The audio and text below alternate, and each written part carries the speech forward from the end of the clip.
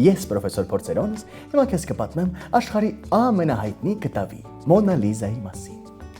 Մոնա Լիզա նկարել է Լեոնարդո դա Վինչին 1503-ից 1506 թվականներին, երբ ապրում էր Իտալիայում։ Դա Վինչին համարվում է իսկական բազմագիտակ։ Նա նկարիչ էր, գիտնական, ճարտարապետ ու երաժիշտ։ Համարյա ձեր սիրելի պրոֆեսոր Փորձերոնի նման։ Ներեցեք անհամեստ լինելուց համար, բայց այդպես է։ Լավ,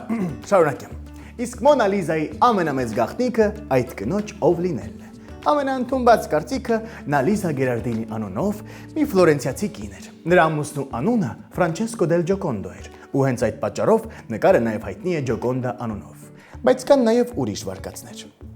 Ոմանք ասում են դա իսկական մարդ չէ, այլև կնոջ իդեալական կերպար, որը հորինել է նկարիչը։ Մյուսները կարծում են, որ դա Վինչին նկարն իր դիմանկարի հիման վրա է ստեղծել։ Մի խոսքով վարկածները շատ են։ Բայց ինչու է նա այդքան հայտնի։ Նրա ժպիտը։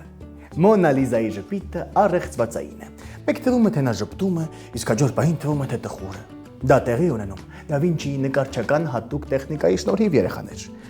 Նրա աչքերը։ Եթե դու քայլես նկարի առջև, աչ կամ ձախ, նրա աչքերը միշտ նայում են քեզ։ Սա էլ է նկարչի վարպետության արդյունքը։ Նկարիչ ակատագիրը։ Մոնա Լիզան այսօր գտնվում է Փարիզի Լուվր թանգարանում, բայց այն միշտ այդքան հայտնի չի եղել։ 1911 թվականին նկարը գողացվել է թանգարանից։ 2 տարի ամբողջ աշխարհը խոսել է այդ մասին, իսկ գտնվելը դարձել է համաշխարհային սենսացիա։